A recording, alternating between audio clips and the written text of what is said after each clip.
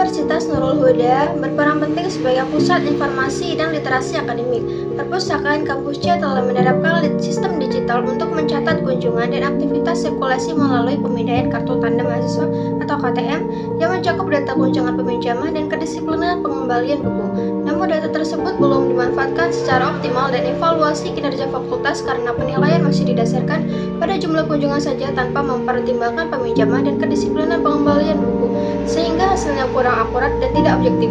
Kondisi ini menunjukkan perlunya metode sistematis yang mampu mengelola data digital perpustakaan secara adil, transparan, dan terukur. Penelitian ini mengisi kesenjangan tersebut dengan menerapkan metode simple additive working atau SAW dalam sistem pendukung keputusan SPK untuk menentukan peringkat fakultas terbaik berdasarkan 3 kriteria utama, yaitu total kunjungan, jumlah peminjaman, dan kedisiplinan pengembalian buku. Hasil perhitungan diharapkan menjadi dasar bagi evaluasi kinerja fakultas, pemberian apresiasi sehingga peningkatan efektivitas layanan dan literasi akademik di perpustakaan Universitas Nurul Huda. Rumusan masalah. Berdasarkan latar belakang yang telah diuraikan, maka rumusan masalah dalam penelitian ini adalah sebagai berikut. 1. Bagaimana langkah-langkah penerapan metode SAW dalam menentukan peringkat fakultas terbaik di perpustakaan Universitas Nurul Huda. 2. Bagaimana hasil perankingan fakultas terbaik yang diperoleh melalui penerapan metode SAW berdasarkan 3 kriteria utama, yaitu kunjungan, peminjaman, dan kedisiplinan pengembalian buku. Batasan masalah. Agar penelitian ini lebih terarah dan fokus, maka ditetapkan beberapa batasan masalah sebagai berikut. Yang pertama, penelitian ini tidak membangun atau mengembangkan sistem aplikasi, melainkan hanya menerapkan metode SAW secara manual untuk menganalisis data dan menghasilkan rankingan fakultas terbaik berdasarkan aktivitas perpustakaan.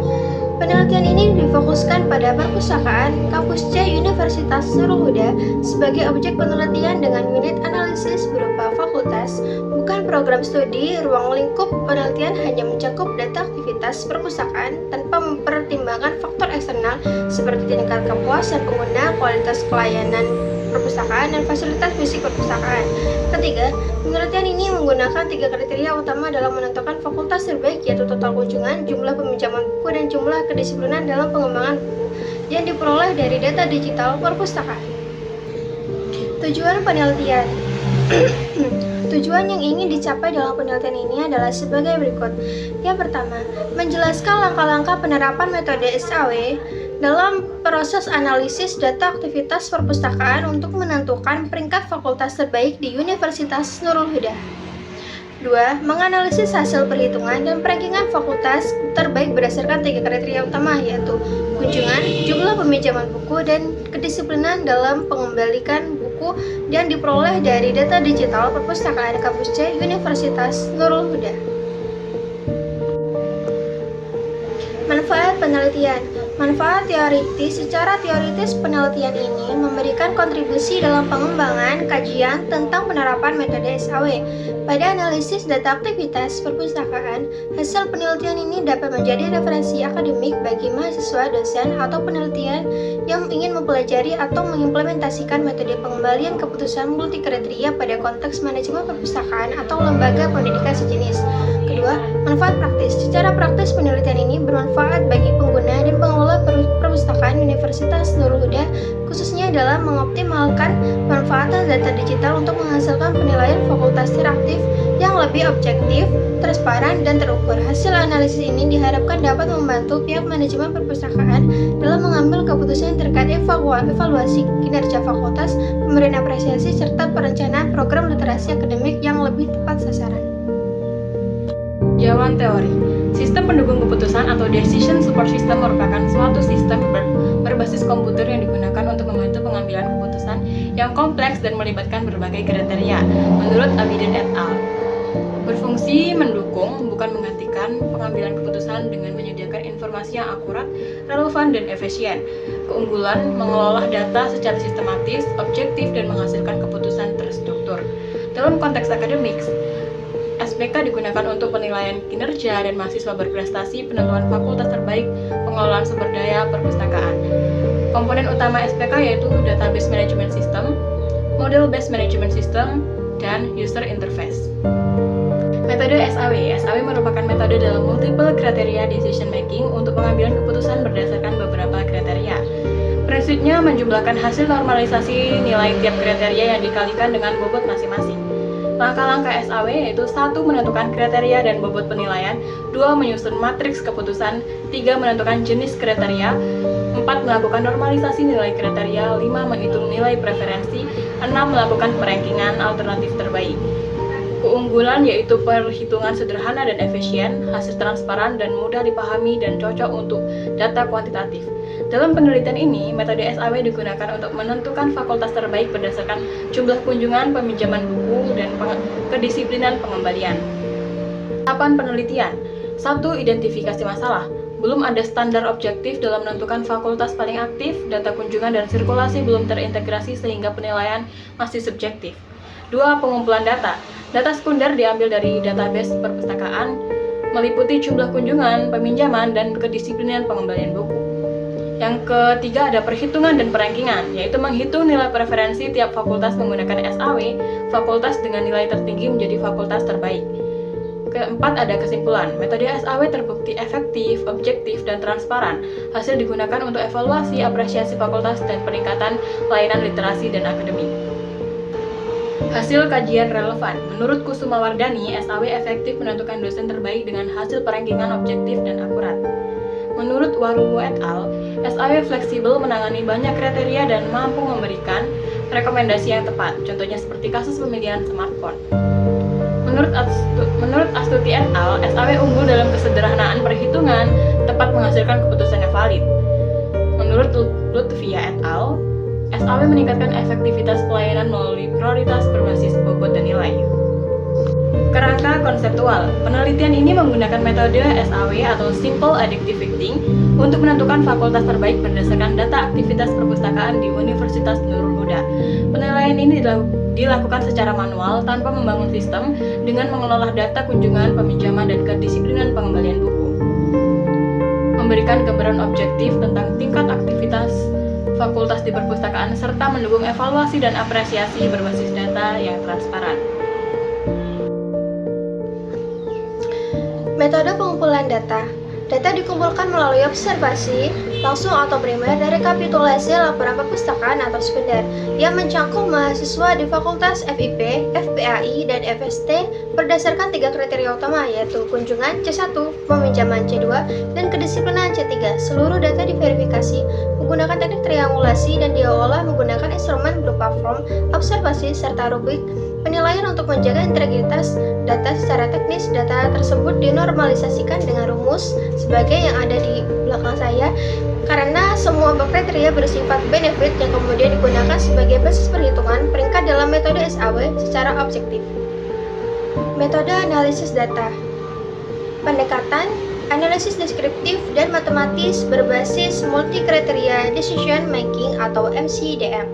6 tahapan dalam analisis SAW. Yang pertama, identifikasi kriteria, menentukan indikator kunjungan, peminjaman, dan kedisiplinan. Kemudian yang kedua, pembobotan, menentukan tingkat kepentingan setiap kriteria matriks. Kemudian yang ketiga, keputusan, menyusun data mentah hasil observasi ke dalam matriks. Yang keempat, normalisasi, menyamakan skala seluruh kriteria. Yang kelima, nilai preferensi, pengalihan bobot dengan nilai hasil normalisasi. Yang keenam, pemeringkatan, yaitu menentukan urutan mahasiswa dari nilai tertinggi ke terendah. Yang keenam, tujuan, menghasilkan keputusan yang objektif, rasional, transparan, dan konsisten. Menentukan kriteria dan bobot penilaian. Kriteria tahap awal dilakukan dengan menetapkan 3 kriteria utama yang semuanya bersifat benefit, yaitu semakin besar nilainya semakin baik. C1 yaitu jumlah kunjungan memiliki bobot yaitu 40% merupakan indikator utama yang menunjukkan intensitas kehadiran mahasiswa. C2 jumlah peminjaman buku berbobot 35% mencerminkan sejauh mana koleksi pustaka dimanfaatkan. C3 kedisiplinan pengembalian buku 25% menunjukkan tingkat kepatuhan pengguna terhadap regulasi. Tabel bobot nilai penentuan bobot didasarkan pada tingkat kepentingan masing-masing kriteria terhadap tujuan penelitian. Tabel dapat dilihat pada gambar di samping saya. Normalisasi matriks keputusan. Normalisasi dilakukan untuk menyamakan skala penilaian antar kriteria sehingga setiap alternatif fakultas dapat dibandingkan secara proporsional. Rumus normalisasi atau benefit karena semua kriteria C1, C2, C3 bersifat benefit, maka digunakan rumus RIJ sama dengan XIJ per XJ maksimal. Keterangan RIJ sama dengan nilai normalisasi, XIJ sama dengan nilai aktual fakultas pada kriteria tertentu, maksimal atau XIJ yaitu nilai tertinggi dari kriteria tersebut. Tahapan perhitungan yang pertama, menentukan nilai maksimum XJ max berdasarkan data awal. Nilai tertinggi untuk setiap kriteria adalah yang pertama C1 kunjungan yaitu 420, yang kedua C2 peminjaman yaitu 310, yang ketiga C3 kedisiplinan 90. Kemudian tahapan kedua, hasil matriks ternormalisasi atau RIJ. Setiap matriks aktual dibagi dengan nilai maksimum. Kolomnya berikut adalah hasil akhirnya seperti pada tabel yang ada di samping saya. Yaitu tabelnya ada fakultas R1, R2, R3. Fakultasnya ada FIP, FPAI, FSD. R1 dari FIP 420 per 420 sama dengan 1. R2 dari FIP 310 per 310 sama dengan 1. Kemudian R3 dari FIP 90 per 90 sama dengan 1. FPAI S1 380 per 420 sama dengan 0,90. Kemudian R2 dari FPAI 290 per 310 sama dengan 0,94. Kemudian R3 dari FPAI 85 per 90 sama dengan 0,94. Kemudian FST R1 dari FST yaitu 340 per 420 sama dengan 0,81. R2 dari FST yaitu 260 per 310 sama dengan 0,84. R3 dari FST yaitu 80 per 90 sama dengan 0,89. Kemudian langkah pertama dalam mencari nilai maksimum dari masing-masing kriteria yaitu C1 maksimal sama dengan 420, C2 maksimal 310, C3 maksimal 90. Maka sesuai dengan tabel yang ada di samping saya, fakultas FIP C1-nya 420, C2-nya 310, C3 90. Kemudian fakultas FPAI C1-nya 380, C2-nya 290, C3-nya 85. Kemudian fakultas FST C1-nya 340, C2-nya 260, C3-nya 80. Kemudian dilakukan normalisasi dengan membagi setiap nilai dengan nilai maksimum di kolomnya. Fakultas FIP R1-nya 420 per 420 sama dengan 1, R2-nya 310 per 310 sama dengan 1, 390 per 90 sama dengan 1. FPAI R1-nya 310 per 420 sama dengan 0,90. R2-nya 290 per 310 sama dengan 0,94. R3-nya 85 per 90 sama dengan 0,94. FST R1-nya 340 per 420 sama dengan 0,81. R2-nya 260 per 310 sama dengan 0,84. R3-nya 80 per 90 sama dengan 0,89.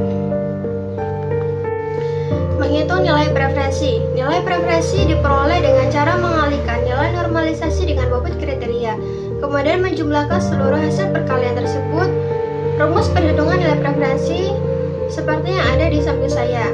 Kemudian keterangannya, VI sama dengan nilai total preferensi fakultas I, WJ sama dengan bobot kriteria ke J. Kemudian RIJ sama dengan nilai normalisasi fakultas ke I terhadap kriteria ke J.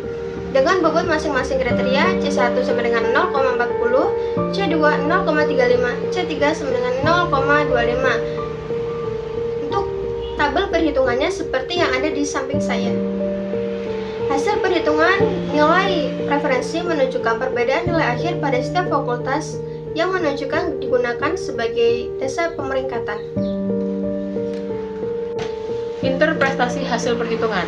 Hasil peringkat akhir berdasarkan perhitungan nilai preferensi atau bobot yang dikalikan dengan nilai normalisasi Urutan fakultas dengan peringkat aktivitas perpustakaan tertinggi adalah Fakultas Pendidikan atau FIP sebagai peringkat pertama dengan nilai tertinggi, Fakultas Pendidikan Agama Islam atau FPAI peringkat kedua, Fakultas Sains dan Teknologi sebagai peringkat ketiga.